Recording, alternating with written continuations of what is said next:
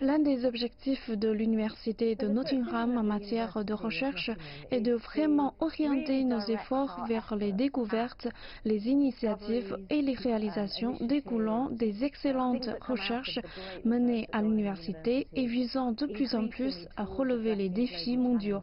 L'un d'entre eux est Future Foods, qui se concentre sur le problème de la durabilité alimentaire dans le monde. Jessica Corner dirige la recherche à l'Université de Nottingham au Royaume-Uni. L'université a ouvert ses portes en 1881 et a depuis longtemps lié sa recherche théorique à des applications pratiques et industrielles, comme lors du développement du premier IRM par le prix Nobel Sir Peter Mansfield. C'est aussi la première université au monde à avoir choisi d'ouvrir un campus en Chine, à Ningbo, il y a plus de 15 ans.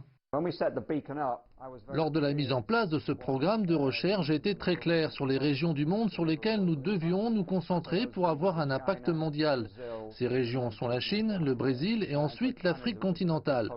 La Chine est donc très importante pour nous, pour de multiples raisons, l'une d'entre elles étant évidemment la transition alimentaire massive en Chine. Ce qui est très intéressant car l'économie est en plein essor. Les gens quittent la campagne pour aller en ville et leur régime alimentaire est en train de changer radicalement, passant d'un régime nettement plus végétal à un régime basé sur les animaux. Nous voulons avoir un impact réel et l'un des moyens de le faire consiste à collaborer avec l'industrie. L'un des laboratoires les plus importants du programme, FACS, se consacre à la saveur, composante essentielle de la nourriture. Nous avons cette machine unique appelée MS-NOS.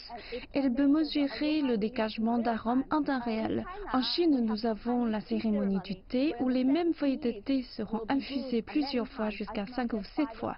Mais comment le goût change-t-il entre les différentes infusions?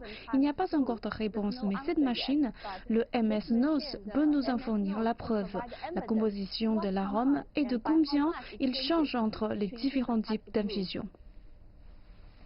Tania et son homologue chinois Xi Jinping, professeur au CFSA, développent le programme FarmWatch en partenariat avec le groupe chinois New Hope.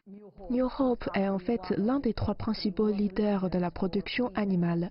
Il croit fermement à l'utilisation et au développement de nouvelles technologies pour des aliments plus sûrs et respectueux de l'environnement. FarmWatch cible l'aviculture en Chine. Nous recueillons un large répertoire d'informations hétérogènes, de données provenant d'animaux, d'êtres humains et d'environnement, dans différentes provinces de la Chine et dans différentes exploitations.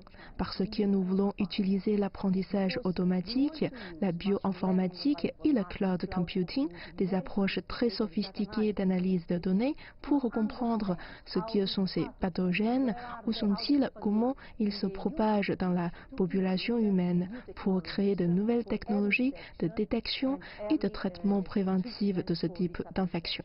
L'Université de Nottingham a défini 6 grands axes de recherche internationale intitulés Stars d'excellence. La nourriture du futur, l'imagerie de précision, la fin de l'esclavage, le futur des propulsions mécaniques, les produits chimiques écologiques et les objets intelligents.